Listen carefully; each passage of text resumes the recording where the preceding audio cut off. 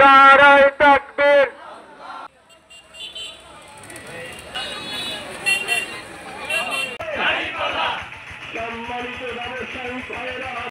জামায়াত ইসলামী মনোনীত আমার সকল পরিচিত দুর্নীতি এবং চাঁদাবাজ পদপ্রার্থী খন্দকার আব্দুর রাকিব ভাই আপনাদের নেতা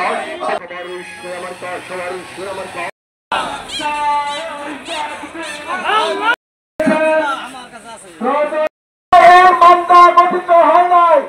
আগামী দিনে একটি নতুন মানবিক বান্দা গড়ার জন্য বাংলাদেশ জামায়াত ইসলামীর প্রয়োজন কি বলেন ঠিক কিনা?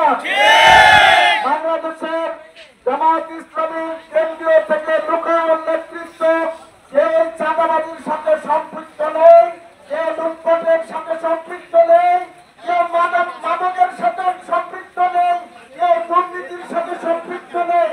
আগামী দিনে জামায়াত ইসলামী যদি দাঁড়িপাল্লা প্রতীককে আমরা বিজয় করি তাহলে আগামী দিনে একটি সুন্দর নতুন মানবিক বাংলাদেশ গঠিত হবে।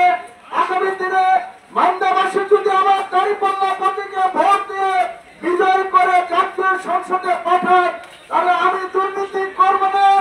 আগামী দিনে মান্দা থেকে দুর্নীতি উৎপাদন করে ন্যায় ইনসাফপূর্ণ সবার বসবাসের জন্য একটি মানবিক বাংলা গঠন বা মান্দা গড়ার গঠনের জন্য আমি কাজ করব।